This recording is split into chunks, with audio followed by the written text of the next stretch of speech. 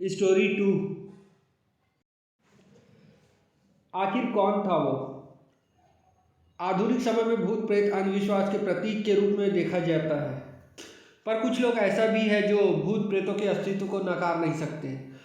कुछ लोग जिन्हें भूत प्रेत पर पूरा विश्वास होता है, वे भी इन आत्माओं के अस्तित्व को नकार जाते हैं, क्योंकि उनको पता है कि अगर वे किसी से इन बातों का जिक्र किए तो सामने वाला भी यही बोलेगा, पढ़े लिखे होने के बाद भी आप ये कैसी बातें कर रहे हैं।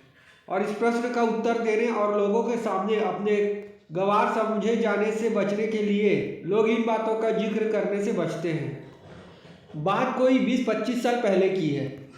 मैं जिस जगह पर काम करता था वहीं पास में एक मकान किराए पर ले रखा था। मैं इस मकान में अकेले रहता था।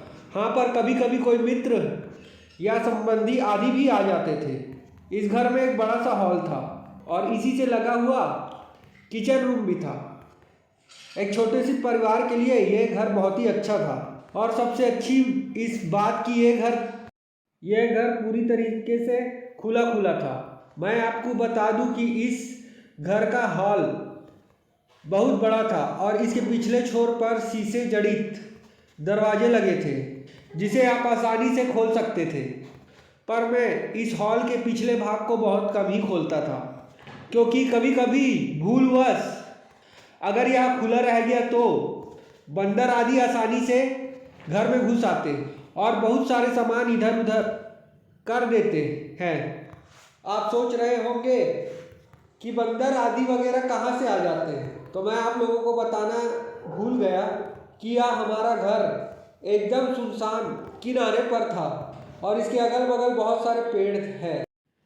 एक दिन शाम के समय मेरे गांव का ही एक लड़का जो उसी घर में किसी दूसरी कंपनी में काम करता था मुझसे मिलने आया।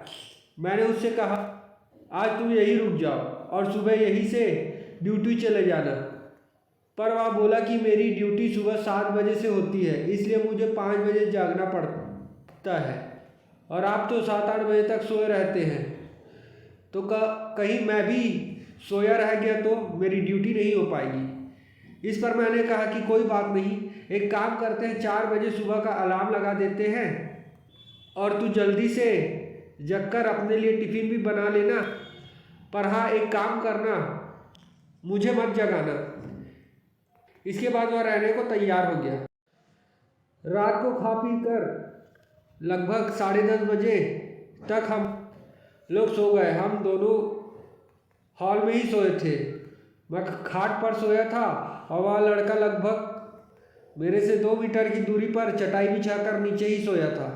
एक बात और, रात को सोते समय भी मैं हॉल में 0 वाट का बल्ब जलाकर रखता था।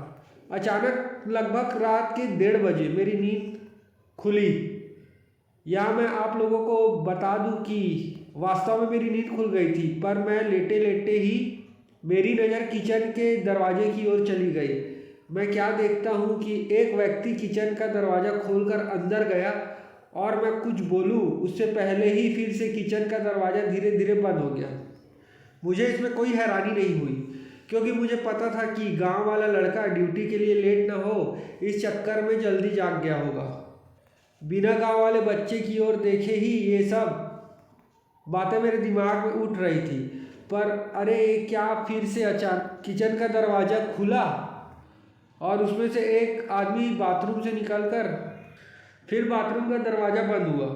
अब तो मुझे थोड़ा सा गुस्सा भी आया, पर चूंकि वह लड़का रिश्ते में लगता था इसलिए मैंने घड़ी देखी और उसके बिस्तर की ओर देखकर उसे गाली देते हुए बोला कि बेटा, अभी तो 2 बज रहे हैं और तू जागकर खटर पटर कर रहा है। और क्या, इतना कहते ही अचानक मेरे दिमाग में यह बात आई कि मैं इसे क्यों बोल रहा हूँ, यह तो सोया है। रात को खा पी कर लगभग 10:30 बजे तक हम लोग सो गए। हम दोनों हॉल में ही सोए थे। मैं खाट पर सोया था और वह लड़का लगभग मेरे से 2 मीटर की दूरी पर चटाई बिछाकर नीचे ही सोया था। एक बात और, रात को सोते समय भी मैं हॉल में 0 वाट का बल्ब जलाकर रखता था। अचानक लगभग रात के 1:30 बजे मेरी नींद खुली। यहाँ मैं आप लोगों को बता दूं कि वास्तव में मेरी नींद खुल गई थी, पर मैं लेटे लेटे ही मेरी नज़र किचन के दरवाजे की ओर चली गई। मैं क्या देखता हूँ कि एक व्यक्ति किचन का दरवाज़ा खोलकर अंदर गया और मैं कुछ बोलूँ उससे पहले ही फिर से किचन का दरवाज़ा धीरे धीरे बंद हो गया। मुझे इसमें कोई हैरानी नहीं हुई, क्योंकि मुझे पता था कि गांव वाला लड़का ड्यूटी के लिए लेट ना हो, इस चक्कर में जल्दी जाग गया होगा। बिना गांव वाले बच्चे की ओर देखे ही ये सब बातें मेरे दिमाग में उठ रही थी। पर अरे क्या, फिर से अचानक किचन का दरवाज़ा खुला और उसमें से एक आदमी बाथरूम से निकलकर फिर बाथरूम का दरवाज़ा बंद हुआ। अब तो मुझे थोड़ा सा गुस्सा भी आया, पर क्योंकि वह लड़का रिश्ते में लगता था इसलिए मैंने घड़ी देखी और उसके बिस्तर की ओर देखकर उसे गाली देते हुए बोला कि बेटा अभी तो 2 बज रहे हैं और तू जागकर खटर पटर कर रहा है।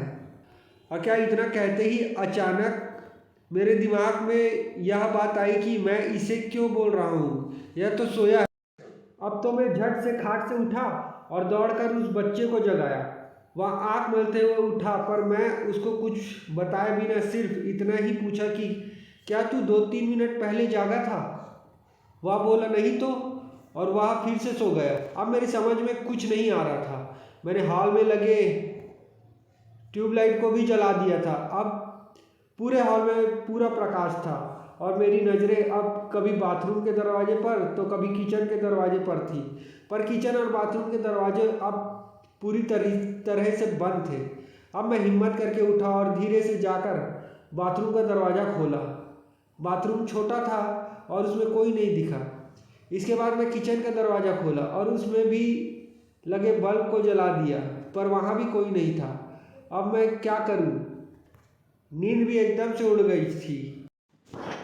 इस घटना का जिक्र मैंने किसी से नहीं किया। मुझे लगा यह मेरा वहम था, और अगर किसी को बताऊंगा तो कोई मेरे रूम में भी शायद आने से डरने लगेगा।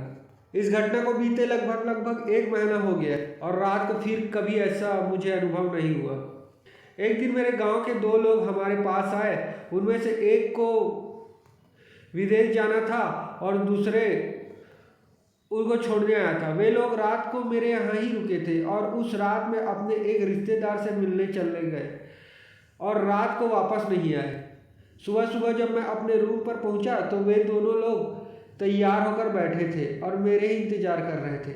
ऐसा लग रहा था कि वे बहुत ही डरे हुए हैं और उदास हैं।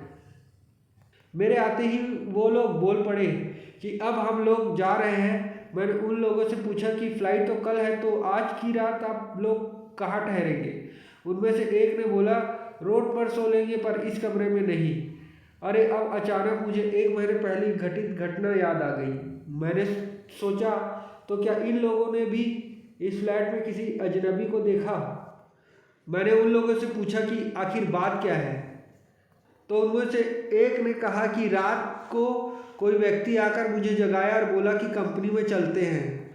मेरा पर्स वहीं छूट गया। फिर मैं थोड़ा डर गया और इसको भी जगा दिया। इसने भी उस व्यक्ति को देखा। वह देखने में एकदम सीधा साधा लग रहा था और शालीन भी। हम लोग एकदम डर गए थे क्योंकि हमें वह व्यक्ति इसके बाद किचन में जाता हुआ दिखाई दिया और उसके बाद फिर कभी किचन से बाहर नहीं निकला और हम लोग का डर के मारे बुरा हाल था। हम लोग रात भर बैठकर हनुमान नाम जपते रहे और उस किचन के दरवाजे की ओर टकटकी लगाकर देखते रहे, पर सुबह हो गई और वह आदमी अभी तक किचन से बाहर नहीं निकला। अब तो मैं भी थोड़ा डर गया और उन दोनों को साथ लेकर तेजी से किचन का दरवाज़ा खोला, पर किचन में तो कोई नहीं था। हाँ, पर किचन में गौर से छानबीन करने के बाद हमने पाया कि कुछ तो गड़बड़ी है।